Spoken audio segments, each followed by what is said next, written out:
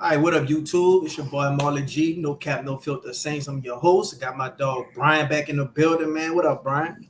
It's all good, fam. You already know. Outside, man. And plus, I had to do a rerun, man, because last time, bro, that water almost got me 3-0. Hey, man, I'm on that water right now, man. I'm trying to tell you. If you go down the wrong pipe, I know how that shit be, bro. Yeah, man, it's wild times. Mm. But shit, speaking of wild times, it was some wild times on that Saints Twitter yesterday, bro. Everybody was losing their goddamn mind, bro. They act like the Falcons had got Patrick Mahomes or somebody. It was like, oh, it's over and all that. I guess it was just the fact that he came to us first. You know what I'm saying? We tried to wind it down. We tried to get him out the draw, but he just ate, got drunk, got smoked out, and then went and fucked with somebody else right after the fact. So I guess people probably felt played, which I could understand, Mm-hmm. But man, it was just in shambles yesterday, bro. How did you take that? I mean, look, the Falcons made some good moves, bro. Let's get, you got to give them the devil his due when it happened like that. They made some good moves. They brought in Matt Judon, and I know people acting, people always have their negative comments when you don't. It's kind of like sour grapes. When you don't get what you want, you always want to try to knock somebody else. If Matt Judon healthy, bro, that's a problem. If he halfway decent, and I mean like barely healthy, but he halfway decent out there, it's still a problem for the Saints because he lining up against Trevor Penning. So until they solve that problem, it don't matter who the Falcons put out there. We saw second and third team dudes abusing Penning. So you can't tell me a former Pro Bowl player, if he's healthy and he back ready to go, can't make some type of impact. Even if you got to shade your blocking to that side, it's still a problem. So I mean, the Falcons making some decent moves. Then they add Justin Simmons on top of that. So now the problem with the Falcons was their defense. I want to say they gave up like 85 points or something like that they last couple of games. Well, if that's the situation and you're trying to improve it, you can't do nothing but look at him and be like, all right, I see it now. You got Jesse Bates who took a pick six so clean off Derek Carr. Derek Carr said he ran over there to go tell him how good it was. I still hate that boy for that. And it's just the icing. It's the salt in the wound, bro. And for the Falcons, it's the icing on top of the cake, man. It's really just one up on the Saints already, and the season ain't even started yet. So I understand the irate. And I also understand people being like, man, calm down, bro. It ain't like, they signed Pat Mahomes. So I see both sides, but for now, I'm going to look at it and say until otherwise, the Falcons up 1-0 on the Saints right now just because they were able to, not only add a pass rusher, but also snatch, somebody on the back end that can help out. Yeah, man. I said that team did everything I wanted to do this offseason. They fired their head coach. They went and got quarterback to be competitive now. They got a quarterback for the future. So even if Kirk don't shake back and, he's not the same, they still got Penix. Or if Kirk get hurt, they got Penix. Or if Kirk ball out and, he re-signed against next year and, he just go one more year for him, they still got Penix for the future. So, people was mad that they didn't get Dallas Turner to help out that side of the ball, but they still wind up getting Judon and they still wind up getting Simmons. And now they got the best safety tandem in the league. And I guess Derek Carr going to have two safeties to think that was a good job and that they was playing out of position on.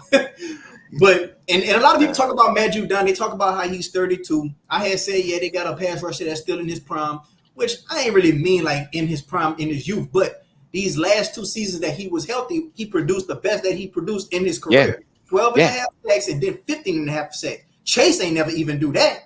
So assuming that he would have played the full season last year, I could expect double digits. And if he played enough game this year, I would expect at least 10 sacks. So if you get 10 sacks and you add a veteran presence on that defense to rile up your young guys in that front seven, especially a guy like Caden Ellis, that's a win to me. Well, I mean, you got to look at it, bro. He going up. If he lined up against Trevor Penning, you might as well give him 3 sacks right there. So you got 3 sacks in one game because they play the Falcons, twice. So that's 6 sacks right there. You know what I'm saying? So you can almost pencil in between, a sack a game in which you got to play Penning, man. So, I mean, it's hard to ignore that. And I think, to be honest with you, I kind of think that's what made the Falcons make the move.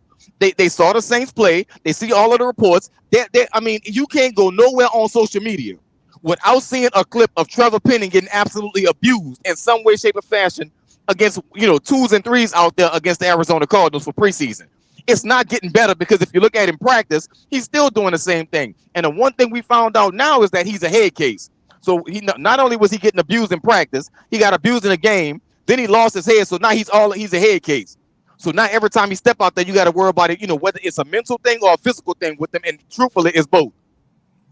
Yeah, man. Like he got that Davenport syndrome. Like they got a little bit of Yeah. talent, but he got that Davenport syndrome. And I was on one podcast, and one dude was like, "Man, they thought they was getting Trevor Penning, that was a player that was just rough, but he was just a player that's frustrated, and he play behind the whistle when he get beat." I said, Yeah. "God damn, boy, that's kind of he. If he did that to get drafted, boy, he a smart player right there." Like, well, I mean, I'll never forget the clip of Trevor Penning saying basically like, ask me what's my favorite thing about football. Ask me what's my favorite thing about football. But when they showed a clip of him at the Senior Bowl, it's also the clip of him getting beat. I want to say Saint Soldier have it. D has that, man. So where he was just bragging on, how good of a player he was and why he gets to be that. And all of a sudden they show him getting beat after beat. So it's like, man, like, I mean, the problem is the Saints, bought that. They bought that fool's gold and they ran with it. Yeah, man. When you trying to sell yourself, you're gonna do anything. And he sold the fuck out himself that draft day. He sold the fuck out himself that Senior Bowl. But yeah, man, I guess they thought they was gonna see that and try to say, well, we can mold him and try to beat the next Kyle Turley, but it ain't work out like that. And I don't think he is that talented to begin with, but I do think that this more so him being in his head and is more so being just losing confidence. Once you lose confidence, all the technique that you didn't learn with Ryan Armstead and everything that what the guy name is that we just got up out of the offensive line head coach. That was Doug Marrone, who was the offensive lineman. Everything that Doug Marrone was teaching them, they go out the window once your confidence lost. So it don't really matter all the techniques because you lost before the snap started. I mean, it's not just the confidence, bro. It's the idea of he doesn't have it to begin with. So when you don't have it to begin with, what you do is you like whenever it goes down. I always use this, bro. When pressure hits, you're gonna naturally do what you do best, and that's the problem for Trevor Penning. When pressure hits and he can't stop you from bull rushing him, and he's supposed to be strong. He's not good enough to or fast enough to stop you from using your speed against him, and it's a bad problem when you can convert speed to power because he doesn't know how to anchor down. So it's like the boy just really he's 6'7" and that's it. 6'7", 300 pounds, and that's where it stopped at. Other than that, that's it for him. He might be better off if they'd have tried to play him at D tackle than offensive tackle, but he's not strong enough. He get blown off the ball because the first thing he do when the ball is snapped is stand straight up. You're gone if that happened. Yeah, man. I mean, we moved all up and down the line with Andrews Pete. We done had him at right tackle, left tackle, guard. We didn't move them all up and down the line, blitz center. So I feel like they might exhaust all their options and try to put him at guard if all else fails. I think that's the problem is that they looked at him kind of like an Andrews Pete. Like, well, if you can't succeed on one side, let's throw him on the other side. That's not who he is. Now, I think people forget as bad as Pete was, he actually had talent. He stayed hurt. And it's not, that's a person you can say his confidence got to him. But when he played confidently, he was a good player. I think the injuries added a toll, and playing musical chairs with him didn't help either. But I mean, he wasn't a bad. Let me not say he wasn't a bad player. He wasn't Trevor Penning. He actually had some talent there.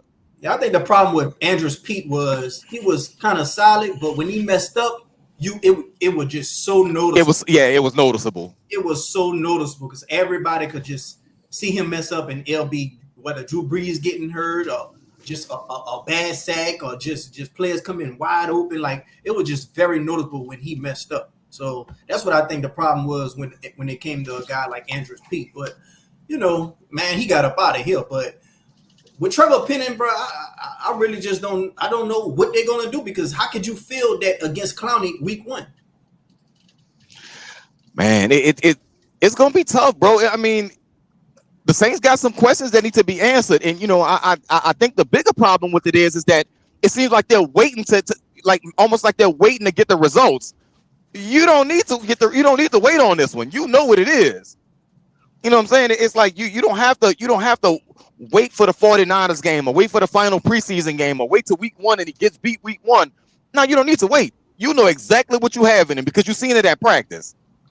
So if you see it at practice and you letting guys, that normally can't, perform well, beat you in practice, and they're of lesser talent than the guys he's going to be facing, I'm not understanding what's the hesitation there.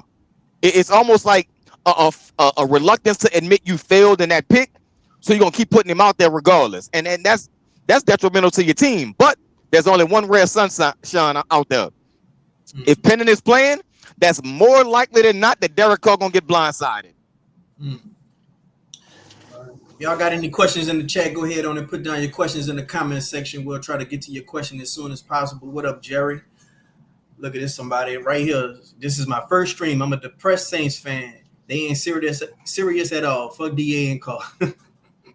I ain't mad at that kind of mood, man. I mean, the morale just going down, man. We got guys like Q on Saints Twitter. He's an optimistic fan. I've been looking at his timeline. He just all over the place, man. My boy Q in shambles, man. He in shambles right now. He even got Ralph, man. Even Ralph was saying, "Oh yeah, man, that offense is bad." I said, Ralph. I said, Lord have mercy, not Mr. Toxic Positivity. That's why right. I him.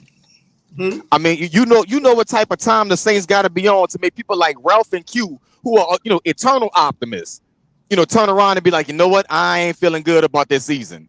Yeah, man. They say they're excited, but you're gonna be excited because you're gonna see what Clint Kubiak can do with Alvin. You're gonna see how the new offense is gonna look. You want to see what Chase gonna do, but outside of that, it ain't really much to be excited about. You know what else exciting? Okay, you ever been to one of them monster truck shows with Bigfoot and Gravedigger and all of them, man? That's exciting. You know why? Because that big ass monster truck about to crush some little bit ass cars.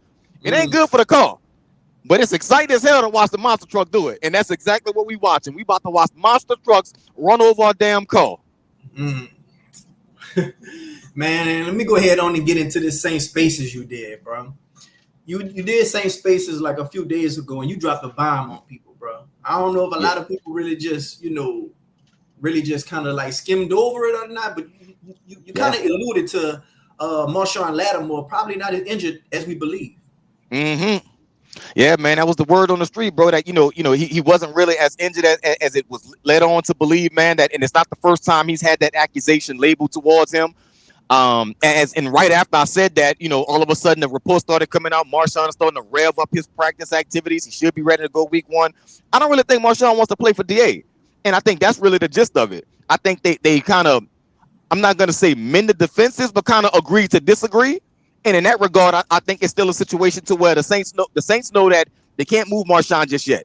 They're not going to get the compensation they want, and nobody's going to give him any type of real compensation simply because he's been hurt and probably more than likely looking for a new contract after next season. So you can't really give up a second or first round pick for a dude like that you can't even guarantee going to play 17 games. Also, the other teams in the NFL know that if the Saints don't keep Marshawn, that contract coming up, I believe he's owed like $15 million soon. Yeah, they're not trying to just be like, all right, cool. We just gonna keep Marshawn around for $15 million. They know the Saints got to make a move with that. Either you got to restructure it, do something to it, or play him under that high tag and it violate your cap. So it's something got to shake with that situation. And I think Marshawn, man, is basically gambling, saying, I see y'all Tuesday, blood, but right now I'm gonna take today off. I'm gonna take tomorrow off, and when I feel like coming back, I'll come back. Do you think they're just going to play the waiting game, like wait and see how he is with him, and if all else fails, we could probably flip him for an offensive lineman?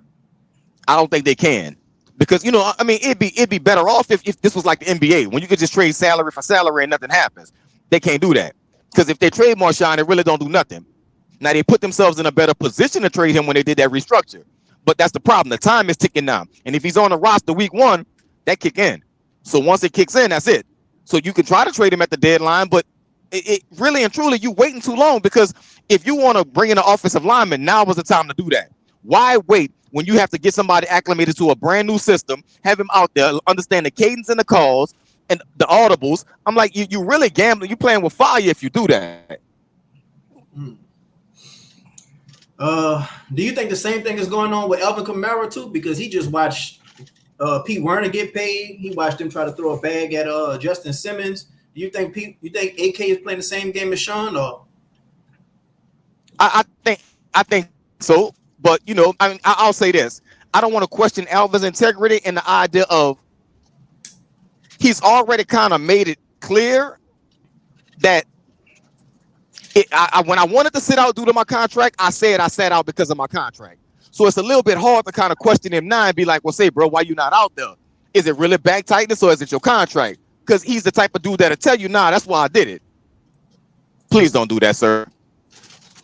But yeah, man. But yeah, bro. So I mean, I think with Alvin, I hate to question his integrity, but I do think I'll say this: if there's some back tightness there, I think he's probably going to be like, well, I'm not going to rush myself back. And truthfully, as long as he's good for week 1, they don't really care either. Well, we ain't got some more news that Fawaga, he hurt his back. Rashid Shaheed, he hurt his toe. And, a lot of these guys are just, injury after another. And a lot of people on St. Twitter are just freaking out. We went out there to California. Hopefully, we was going to get out that New Orleans heat. But at the same time, they revved up the practice out there. And Clint Kubiak already said they're going to be practicing longer and harder. So, man, what do you make of all this? I mean, I think the move to California was wild, man. Especially because of why they moved to California. It was supposed to be, oh, well, we're going to California because there's something going on with the cafeteria. But we're talking about New Orleans, a city that's world renowned for food. They could have had somebody come and cater, for the practice sessions. I just think DA didn't want the fans' eyes on him to ridicule every single thing that takes place and break down not only his confidence but his quarterback's confidence. All of this is about Derek Carr. He knew that if Derek Carr went out there, especially after they drafted Spencer Rattler, you can see how excited the fans was and stuff like that. Man, that's only added pressure to Carr. And Carr can sit there and pretend all he wants to that he's a good teammate. He is dreading the day that Spencer Rattler go out there and balls out. If Carr does play bad, and let's just say Spencer Rattler comes in the game, and even if he doesn't win the game, he just show a lot of promise and he make a lot of good plays, but we just fall short. Or if he do win, would Dennis Allen be in your good graces? If he were to, nah, man. if he were to keep Carr sick, nah, because he ain't gonna do it. He ain't gonna do it. This is how I view the Spencer Rattler situation. You got Derek Carr, who's an 11-year veteran. And then you have Jake Haener, who's in his second year. Not in the same system, but second year in the NFL nonetheless. And a rookie walked through the door and caught both of them. To a point to where not only is he getting everything that Jake Haener never got, he's getting everything Derek Carr never got. Like, Spencer is getting the love, the attention, and the hype that Derek Carr wanted coming in. Derek Carr wanted to come in and be white Jesus and be the savior. He didn't get that treatment. And, I think he's been looking for it ever since. And, you can tell by the way he talks that he came in kind of with a little bit of a savior complex. But he's in a bad situation because he'll never get the love and the respect of the fans that he should get because he's never really endeared himself to the fans. He kind of shunned it for as long as he could. And now, that he's, slowly but surely dipping his toes in the water, it's kind of a little too late. But Spencer Rattler walked through the door getting it. You're never going to be able to tell me DA is going to gamble putting Spencer Rattler, because he won't even put him in there with the ones during practice sessions. Now, don't get me wrong, I understand part of the decision. You can't have Spencer Rattler taking up snaps with the ones if Derek Carr's going to be your QB1, he needs to get every single rep he can because it's a new system. So I get it to a degree. I also understand that even the best of coaches will understand I also have to get some of my young guys these snaps because if something happens to my number one quarterback, I need to put them in a game. They got to be prepared. Can't wait to the last minute. It's kind of what we saw with I want to say Sean did that with Teddy Bridgewater. He didn't prepare him throughout the week. Drew got hurt. Teddy had to go in there. He looked horrible. Yeah, man. We got like about 8 people fluctuating from between 8 and 10 people. If you got any questions, put it down in the chat, man. Shout out to Keeping It Real, Who That Sports Podcast. My brother Dolph says, who that, my brothers, man. If y'all like some Saints content, man, y'all follow that podcast right there, man. That man be working hard. He know what he be talking about, man. Y'all follow my brother Dolph, man. Keeping It Real, Who That Sports. But, yeah, man, it's a lot, bro. I just feel like that week 1 against the Panthers, bro. If we lose that game against the Panthers, dog, I feel like that's just gonna suck all the hope and life out of everybody in the Who That Nation, whether you are an optimistic fan or a pessimistic fan. But me personally, I just feel like I can't see them losing that game because I just don't think that they have enough playmakers on offense. I feel like Bryce is just very small. Our defense just gonna be just looking frightening to him. And then on top of that, I feel like on their defense, they lost Louvu, they lost Brian Burns. Yeah, they gained Clowney, but I just think Brian Burns better than Clowney. I just don't see us losing that game. It could be a tough game, but I just can't see us losing that game. And then if anything, they're gonna be motivated to win that first game at home so they could shut everybody up. I think it's going to be a tough game simply because historically the Panthers play the Saints pretty close. Am I going to sit here and tell you with the utmost confidence I believe the Saints going to go up in there and win? I don't.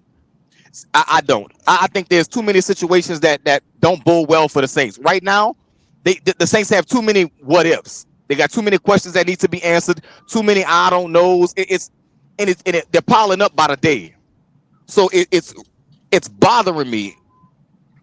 It's bothering me that the Saints are in that situation because I don't know, fam. It doesn't look good by far, man. It's a bunch of what's going on with Trevor Penning. Okay, well, Trevor Penning is so bad we're not paying attention to Cesar Ruiz. Okay, well, what's going on with Ruiz and Penning? Well, that means you're not paying attention to the left guard.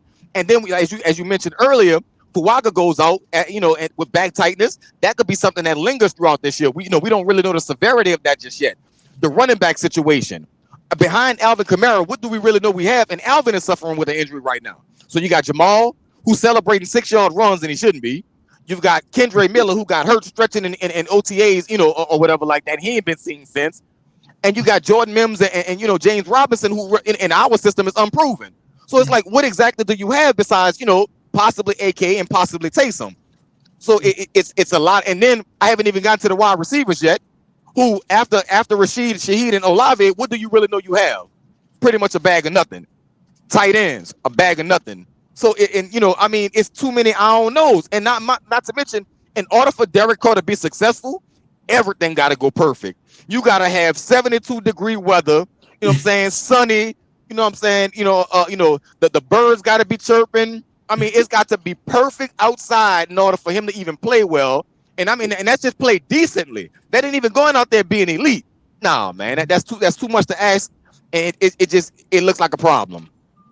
Yeah, man. And then Jamal Williams, this dude taking rest days. I said a rest day. I said that boy must have been tired from doing all that shouting for them 5-yard runs. I'm trying to tell you what we are playing Pokemon Go at night or something. I don't know what the hell, man. But that ain't it. What you taking a rest day for? You don't do nothing. Yeah, man.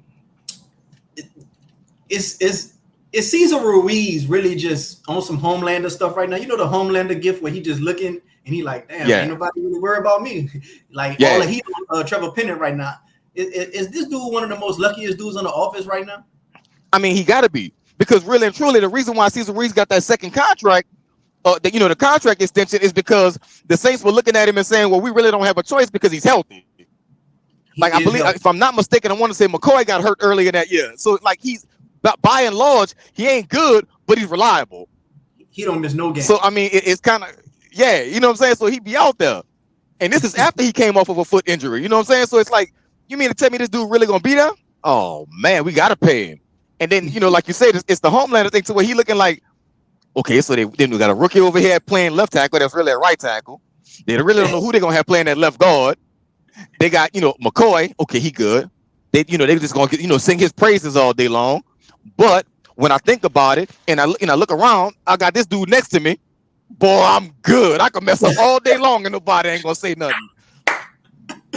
I was just saying, I was like, hold on, man, this dude getting a lot of heat right here now, Trevor Penning. But you know what it remind me of, bro? It remind me of what the little Denzel gift when it looked like he about to have a heart attack and he go like this and he like, boy,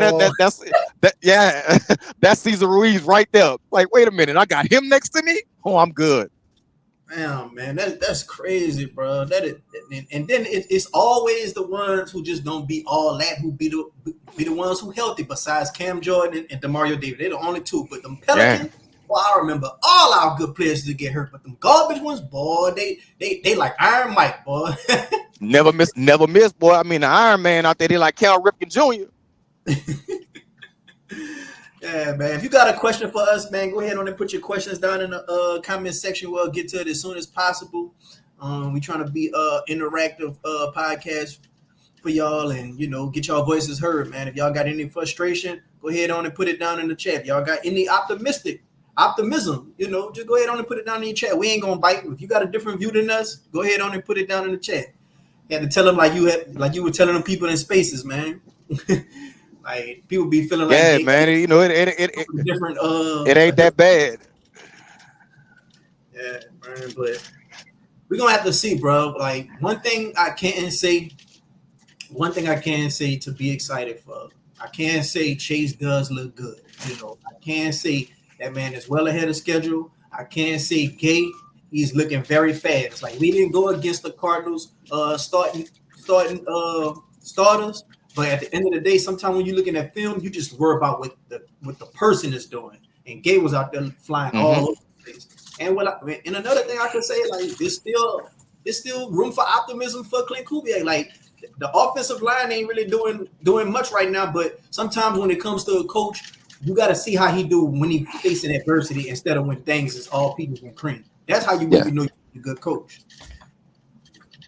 All right. Yeah, I mean, look, I don't want anybody to think, you know, I don't believe in Clint Kubiak because I believe the dude can coach football.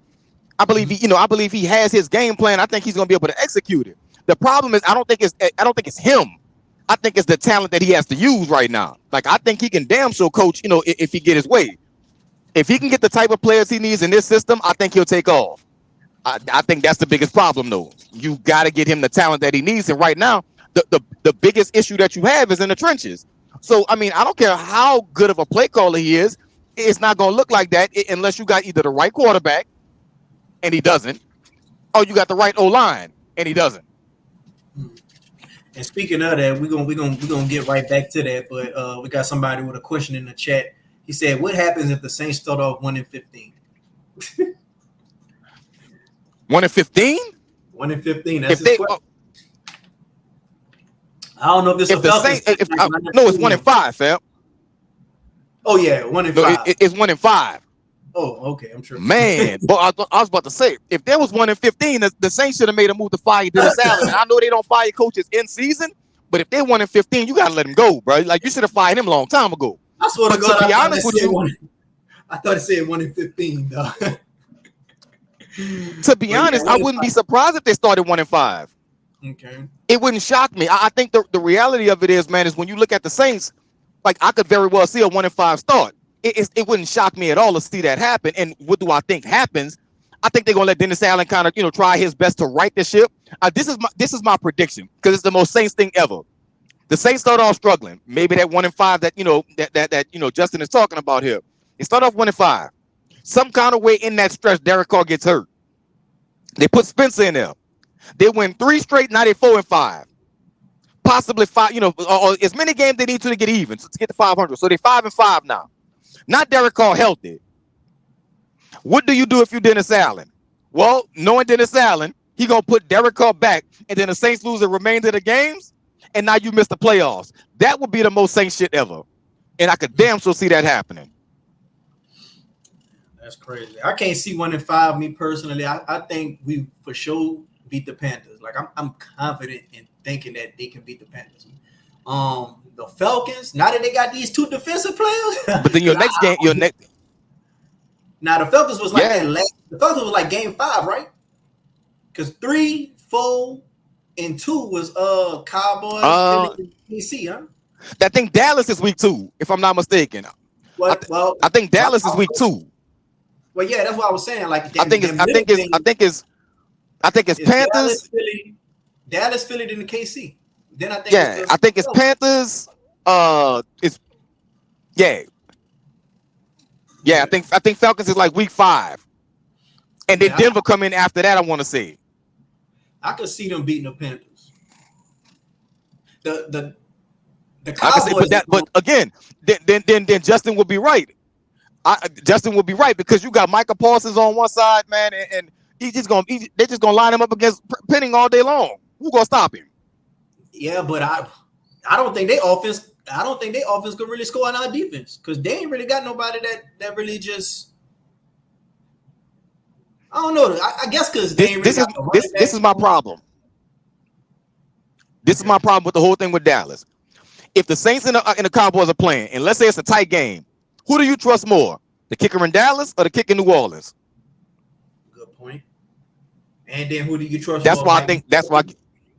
Dennis Allen. Who do you trust more, Derek Carr at the Cowboys' house or Dak Prescott at the Cowboys' house? And they O-line. So that's why I can see that 1-5.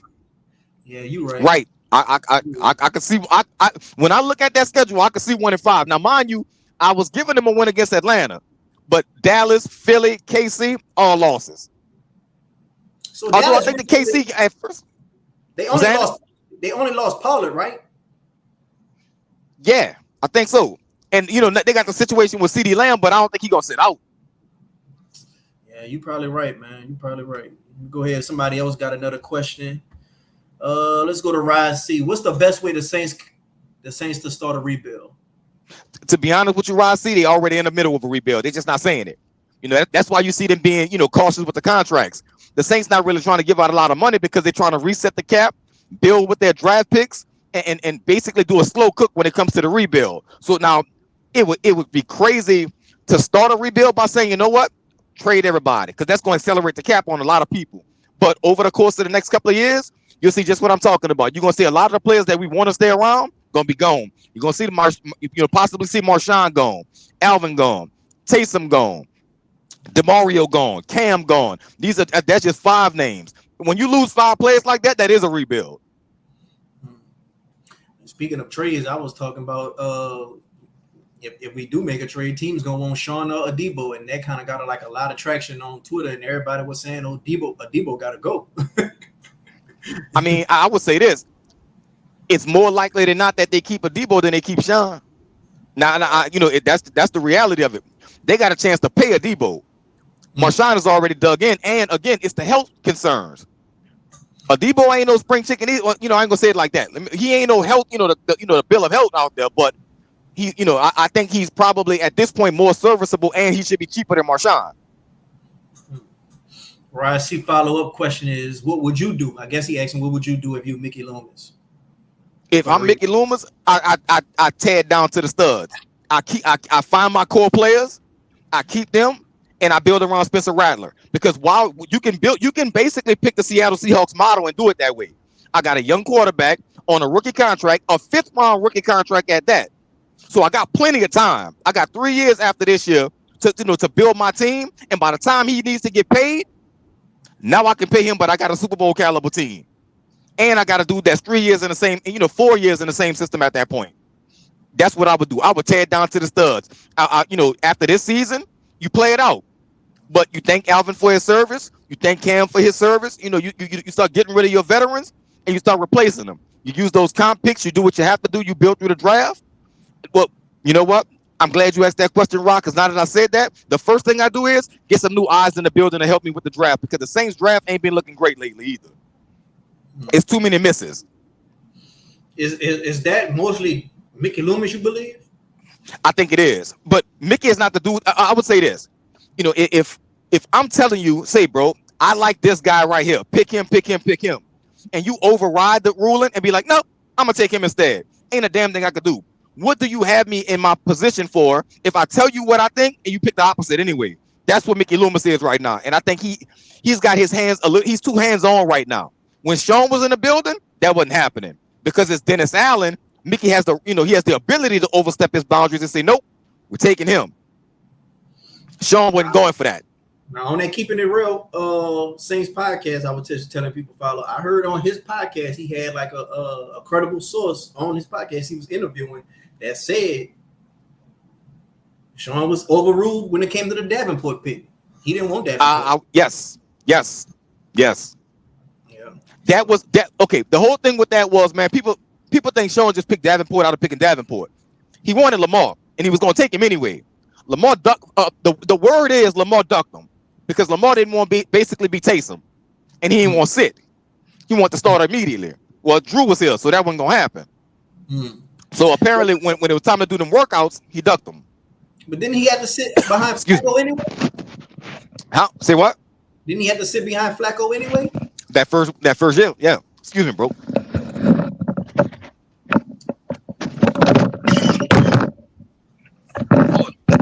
Sorry about that. Yeah, you good. I'm sorry. I came into this truck yard and there's dust everywhere. And you can't see it but my other window down. And this 18-wheeler came in behind me. Dust everywhere. I'm choking. It's the second time, man. What the hell going on? I don't know, man. They don't want you to give up this sauce. Right. They Excuse me. to mess with the internet. But let's see. OG Gaddy says, "Do you think Derek Carr is rooting more for Jake to be quarterback too?" Absolutely. I don't really think that's a question. Man. Jake's ceiling is Derek Carr. Spencer's ceiling is Russell Wilson or somebody like that. Of course he is. Yeah. And they went to the same school as a little brother. Like, yeah. Less of a threat. I should be good now. Sorry about that, bro. I wish I will flip the camera so y'all can see it, man. But it's nothing but like dirt and rocks around here. You good? You good? So one thing about me and you, we tend to agree on a lot, but the thing that I disagree with you on is you really want Spencer to start, and you feel like with the offensive line, Spencer could kind of maneuver around that, and he could make plays. But me, I just think this offensive line is so bad. I just believe I would just rather him sit and just let Carr deal with that punishment. Let DA and let Carr make their bed, and I don't want Spence to come up in here and deal with that O line, especially while we still ain't got a receiver corp that I like, And then when you just dealing with a bad O line that he just came from college dealing with, that you could develop bad habits when it comes to that, and then not to mention you could get injured, and then I just rather him sit and just be off to the side with Clint Kubiak. Like if he be the number one quarterback, that's more of him got to be in Dennis Allen face. I don't want Dennis Allen nowhere around him. I don't want that preaching, that coaching, that I don't want that to leech on him. I just rather him just be sitting around waiting for the next quarterback or waiting for the next head coach to come up in here and groom him, whoever that may be, whether we go outsource or whether it's Clint Kubiak the guy and he head coach material, and let that be. But and then I'm just from the old school. Like I like when quarterbacks sat for a year, after behind the current quarterback. Just sit for a year, learn how to become a pro, and then come start. Unless the circumstance calls for you to might as well play. Like different teams have different circumstances. Like you ain't gonna win nothing anyway, so you might as well go out and play. I understand that. So, in this situation, I would rather him sit for a year. Tell me why you absolutely just don't agree with that, and you just would rather Spencer start. Well, I mean, number one, bro, I look at it and say it's the CJ Stroud method. Nobody believed the Texans was going to have a chance in hell. They had a rookie quarterback. They was trying to build a team, rookie head coach, a defensive coach at that. So it's like, CJ Stroud went out there and he changed a lot. Let's not make no mistake about it. The Texans O-line improved as the season went on, but they weren't great coming out the gates.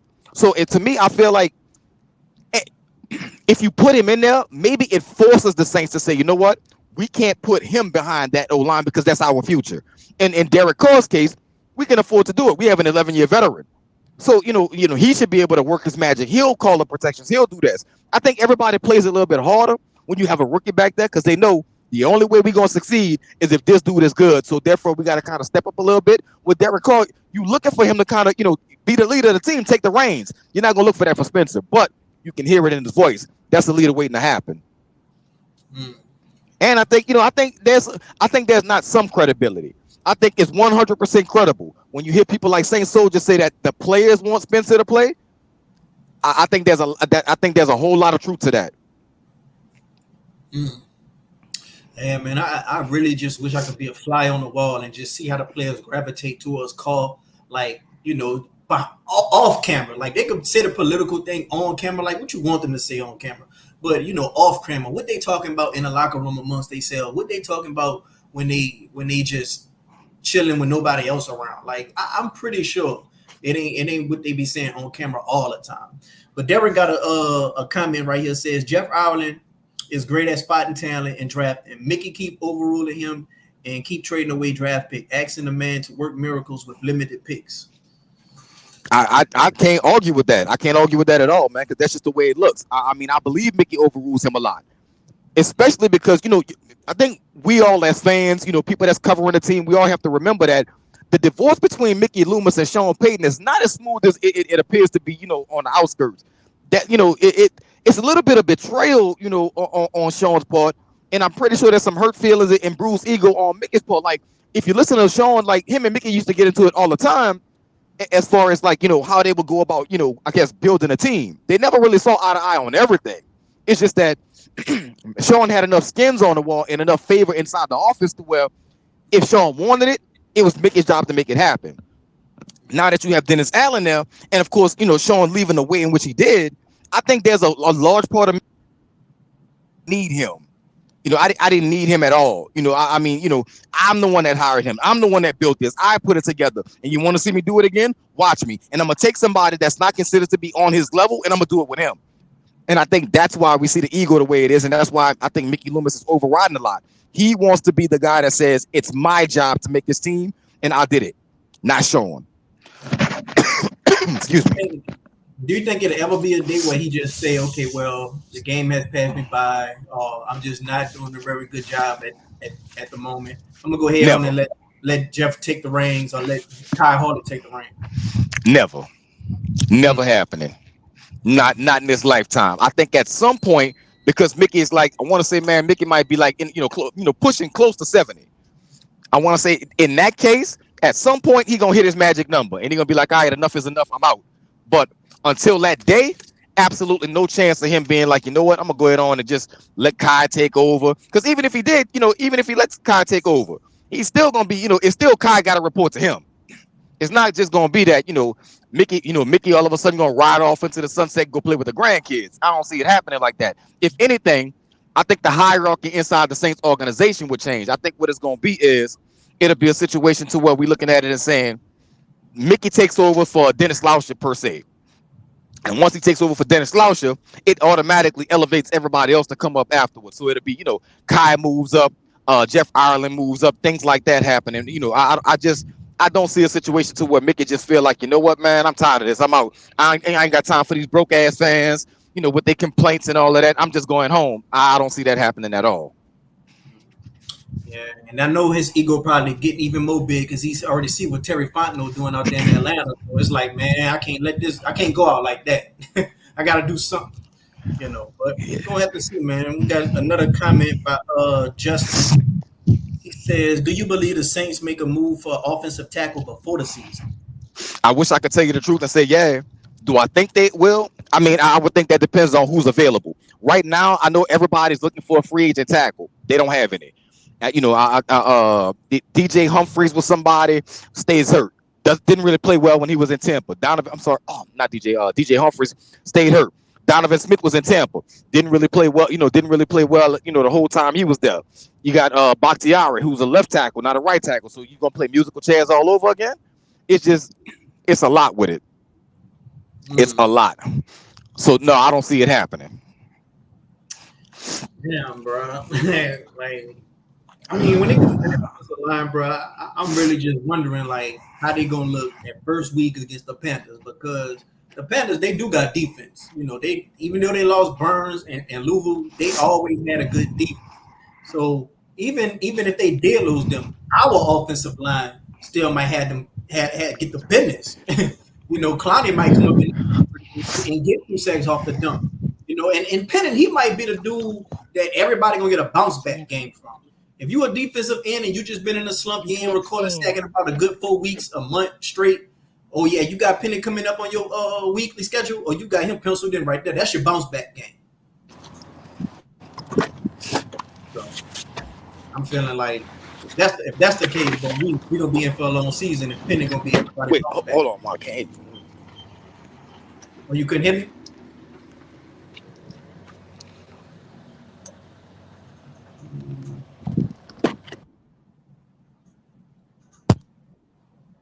Lost. I couldn't hear what you said just now, man.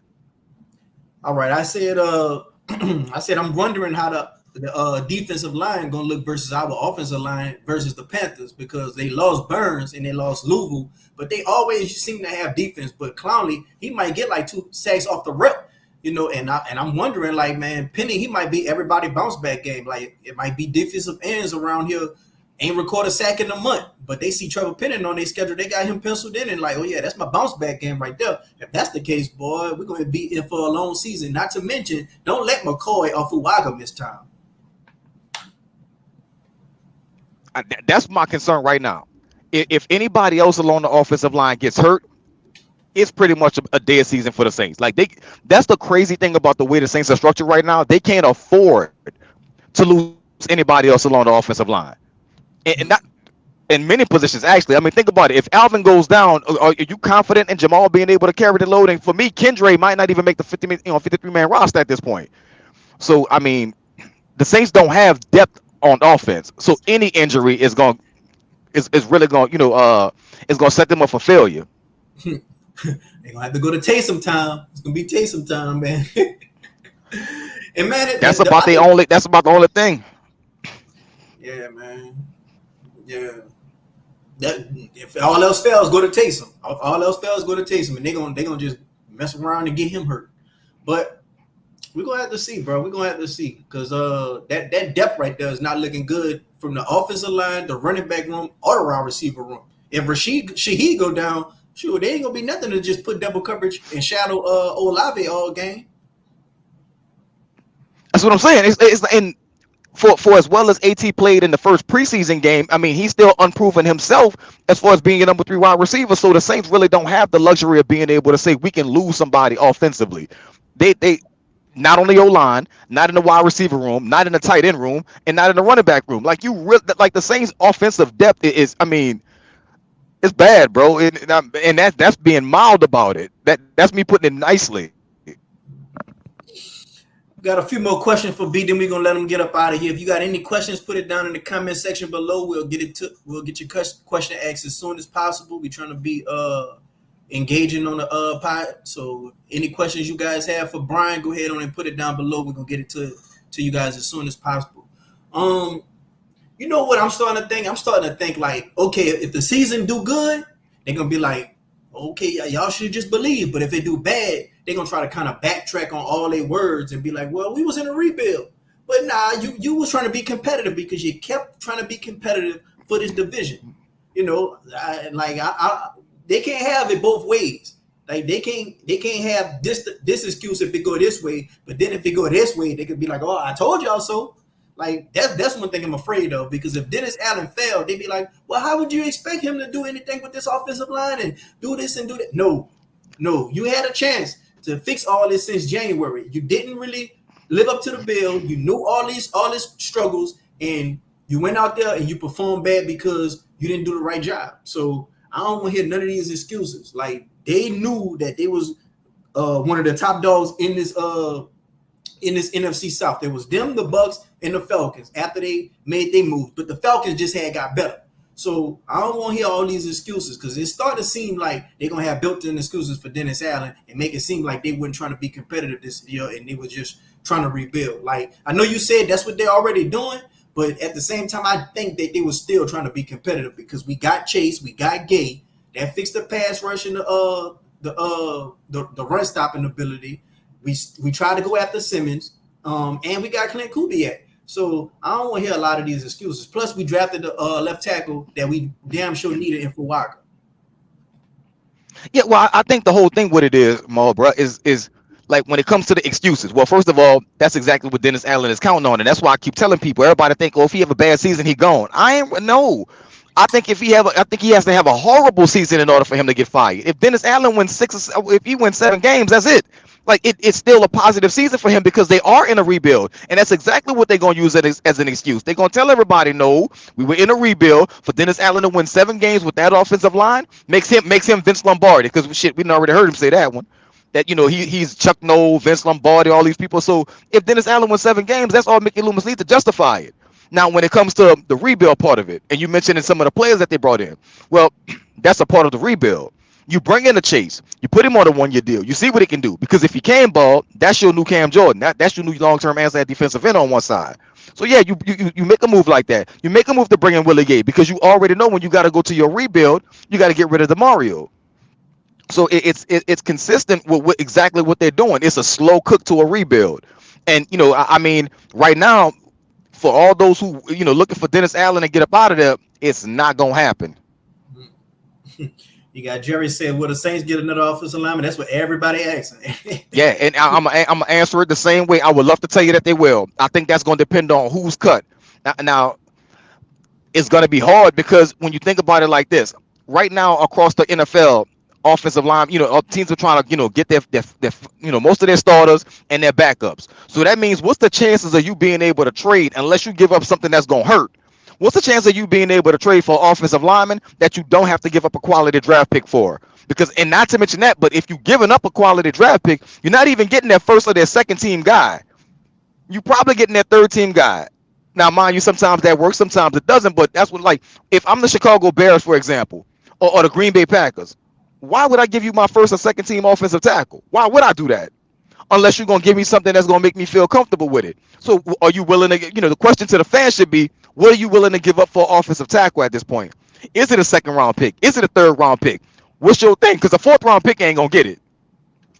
It's very unlikely to get you a quality offensive tackle that can come in and start from day one. That's already training camp is gone now.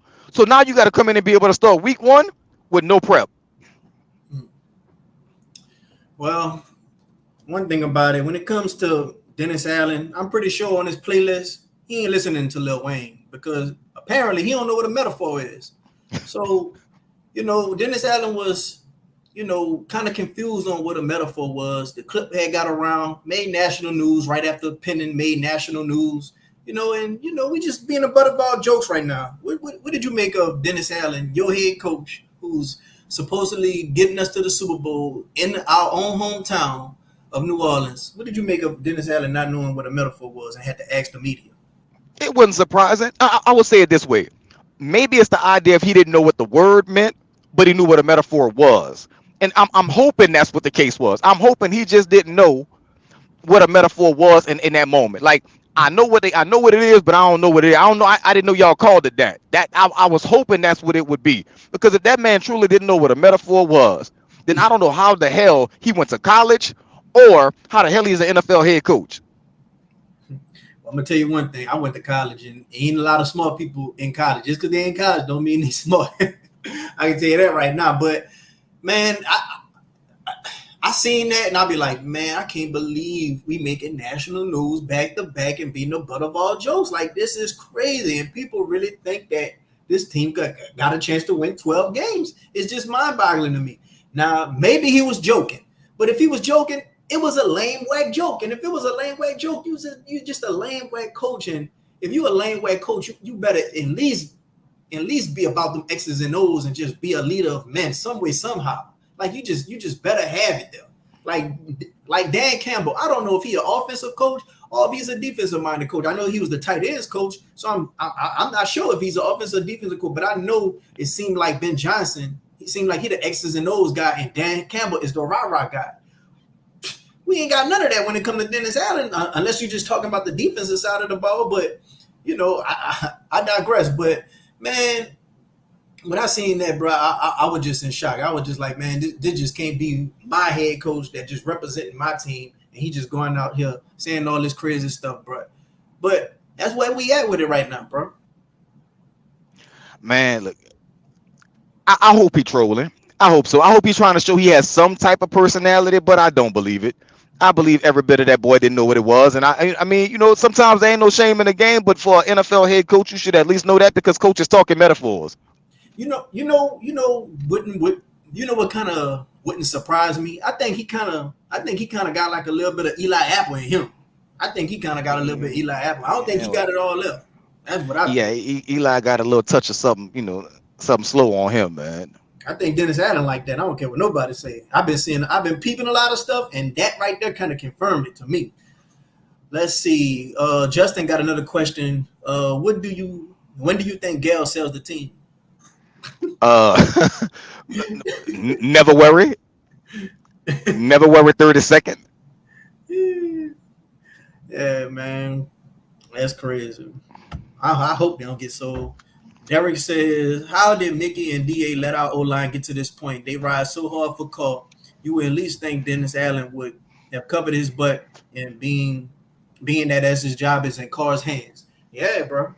Like, they're going to have to go down with this ship together, bro.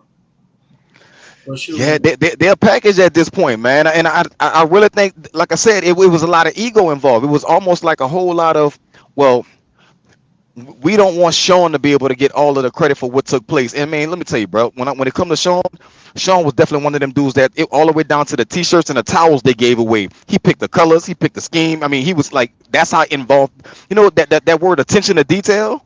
Mm-hmm. That's Sean. Yeah. Well, sure. I'm gonna go ahead and let you get up out of here. B, I know you got stuff to handle. Like you just getting off Appreciate, work. appreciate that, bro. I'm coming, man. I'm actually in Houston right now, man. So me and the fam is in Houston for this weekend, bro. We're gonna be dipping through to New Orleans in a little bit, but I had to stop at Lotus, man, in Houston and give me some grub real quick. That's what you see me doing now. I ain't mad at you, man. Go get that loud pack. Then you already know, man. Fully loaded, you heard me?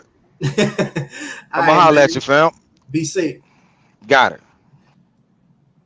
Yeah, man. Y'all go follow B on Twitter, man. Bryan TNR. Yeah, man. Battle Rap Bets. That's his Twitter handle right there. Battle Rap Bets, man. He be knowing his stuff, bro. Um, yeah, man. I just hope Gail don't sell the team, Justin. But we got the 49ers next, you guys. We're gonna have to see if they're gonna play their starters. I don't know if they're gonna play their starters or not. Me personally, I hope that we can at least see a little bit more when it comes to this Clint Kubiak offense. I know they said the first game was a little vanilla. This is the second game. We only got one more game after this. The preseason ain't 4 games no more. It's only 3. So in this second game, right before the last game, you don't want to play your starters out there the last game and just get them hurt right before the season starts. So the second game right here, this kind of like the meat and potatoes of the preseason. So we're gonna have to see what they're gonna do, bro. I expect to see a little bit more when it comes to the offense, when it comes to schemes and things of that nature.